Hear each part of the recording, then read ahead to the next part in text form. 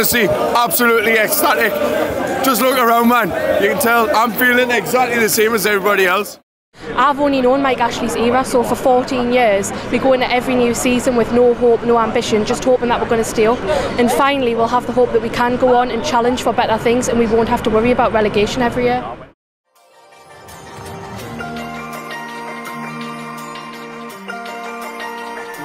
Newcastle a devenit cea mai bogată echipă de fotbal din lume. După cum am vorbit în episodul anterior, clubul britanic a fost preluat de investitori din Arabia Saudită, averea cărora este estimată la 433 de miliarde de euro, ceea ce reprezintă un buget mai mare de 16 ori decât al lui Manchester City și de 60 de ori mai mare decât al lui PSG. Fraților, din iarnă vom auzi mai multe lucruri despre Newcastle, care în mod firesc ar trebui să devină cel mai activ jucător pe piața transferurilor. BBC scrie că noi boși de pe St. James Park intenționează să investească circa 200 de milioane de euro în următoarea perioadă de mercato, dar până atunci vă propun să cunoaștem împreună cele mai interesante lucruri din istoria acestui club.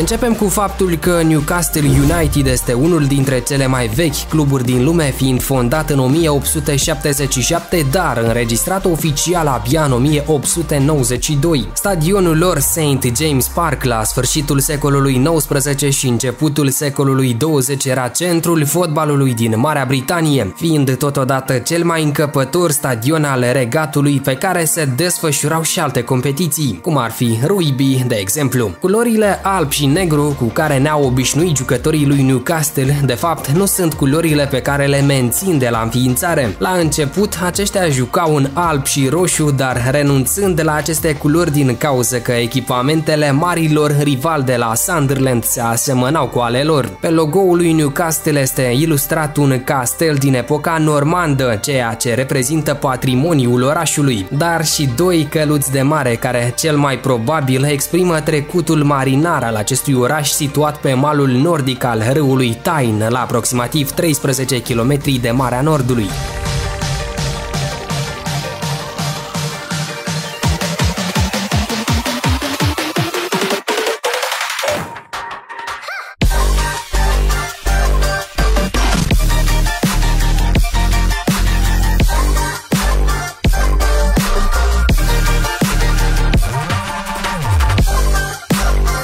Chiar dacă reușește să mențină una dintre cele mai frumoase galerii de fani din Anglia, Newcastle nu a câștigat vreun trofeu de mai bine de jumătate de veac. Totuși, în istoria lor, cei supranumiți coțofenele au avut o perioadă de dominare a fotbalului britanic, care n-a durat nici măcar un deceniu și se întâmpla la începutul secolului 20. Așadar, exact în acele vremuri, Newcastle își cucerea toate cele 4 titluri din istoria clubului. În 1905, 1907, 1909 și în 1927. Totodată, de-a lungul timpului, aceștia au mai pus mâna și pe 6 cupe ale Angliei, cea mai recentă în 1955, care de altfel a fost ultimul trofeu deocamdată din palmaresul clubului. Se mai pot lăuda cei de la Newcastle și cu o supercupă engleză cucerită în 1909.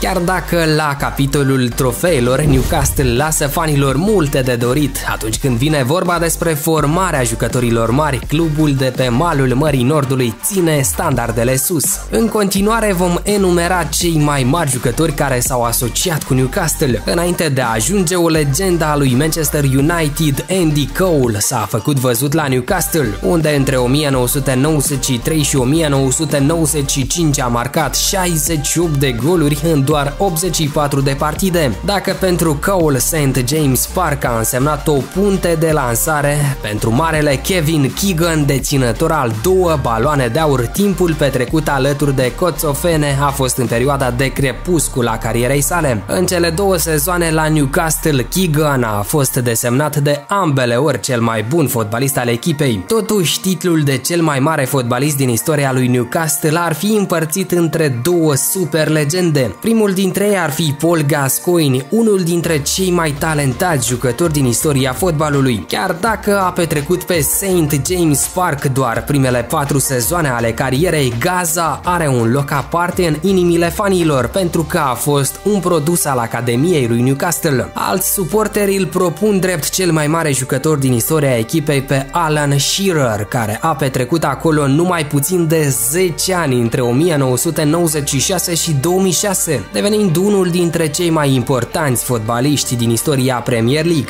Printre alte nume grele care au trecut pe la Newcastle s-ar regăsi Les Ferdinand, Shay Given, Norberto Solano sau Patrick Kluivert.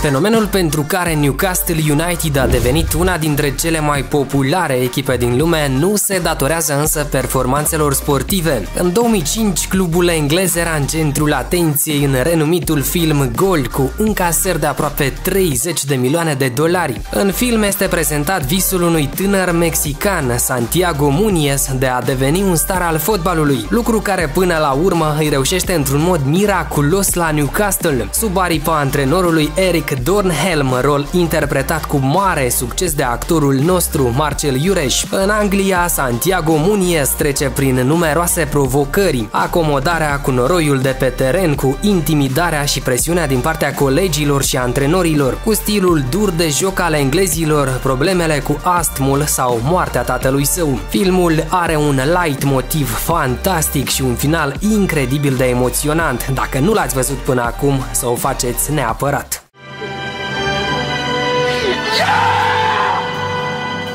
Și așa cum viața bate filmul deseori, celebrul personaj Santiago Muñez, interpretat de Kuno Becker, pare să se fi reîncarnat într-un tânăr care îi poartă destinul, dar și numele, cu o diferență de doar o literă. Așadar, în ultima zi a perioadei de mercato, cei de la Newcastle au anunțat transferul lui Santiago Muñoz, un atacant mexican de doar 19 ani. Întrebat de jurnaliști dacă simte vreo similitudine cu personajul din filmul Gol, acesta a spus că Santiago Muñez a fost cel care l-a inspirat să meargă la fotbal. Mai mult decât atât, tânărul s-a confesat reporterilor că în multe dintre situații ar face la fel precum celebrul personaj. Cei de la Newcastle l-au urmărit pe mexican mai mult de jumătate de an. Asta după ce tânărul atacant a fost inclus în echipa simbolică a campionatului mexican. Englezii și-au arătat interesul într-o formă originală, lăsând un comentariu la postarea în care era vizat puștiul, dând de înțeles că sunt cu ochii pe el. Ar fi ceva nemaipomenit să-l vedem pe Santiago Muñoz debutând în echipa mare a lui Newcastle.